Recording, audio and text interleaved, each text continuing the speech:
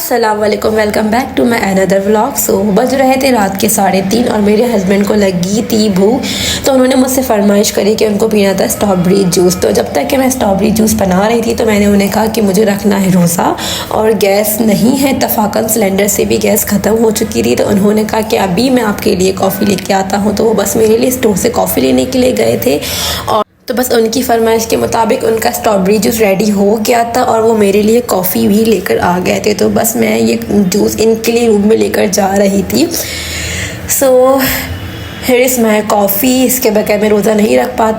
अब वो मेरे लिए कॉफ़ी के साथ साथ चीज़ वाला पराठा भी लेकर आए कि मैं पूरे प्रॉपर तरीके से अपनी सैरी कंप्लीट करूँ। Thank you so much for this, blessed with the best.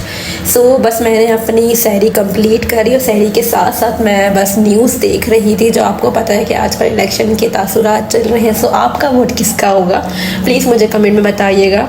So बस मैंने अपना फ़ौरन जल्दी से ये सहरी कंप्लीट करी और अब मैं वेट कर रही थी फजर की अजान का। मेरी आँख ना लग जाए तो बस मैं वेट कर रही थी कि जैसे अजान हो मैं नमाज़ पढ़ के ही सो जाऊँ। तो अल्हम्दुलिल्लाह फजर की अजानें हो रही थी, व्लॉग में आवाज़ नहीं आ रही।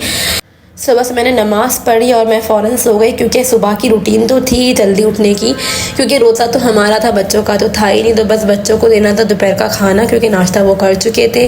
सो इनके लिए मैंने बनवाई स्पेशल बिरयानी। इन लोगों को बहुत पसंद है, इन्होंने बिरयानी खाई। छुट्टियाँ चल रही थी स्कूल की तो ये लोग जल्दी उठ जाते थे।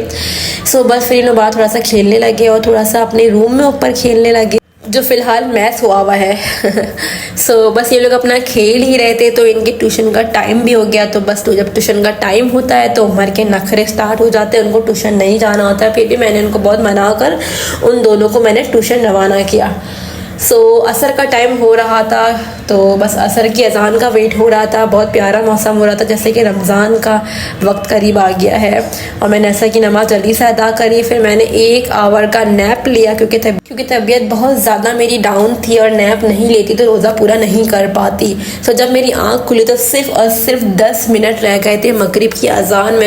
सो बस जल्दी से मैंने अपना रोज़ा इफ्तार किया, अल्लाह से बहुत अच्छी दुआएं मांगी और बस मैंने, मेरे बेटे का टाइम हो गया था नैप करने का, क्योंकि इसकी तबीयत पूरी रात बहुत ख़राब रही। तो बस मैंने इसको नैप मशीन लगाई और मैंने अपनी नमाज़ करी। सो मैंने अपनी नमाज़ पूरी करी और जब तक उसका नैप चल रहा था।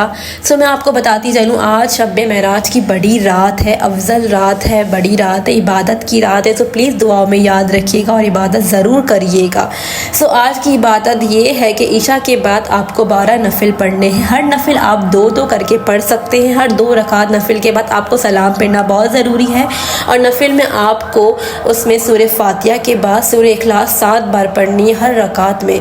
और जब आप ये 12 नफिल अदा कर लें तो आपको 100 बार अस्तगफिरुल्लाह, 100 बार आपको दुरूद इब्राहिम और 100 बार आपको आयत करीमा पढ़ना है। कोशिश करिएगा कि 100 से ज़्यादा हो जाए पर 100 से कम ना हो।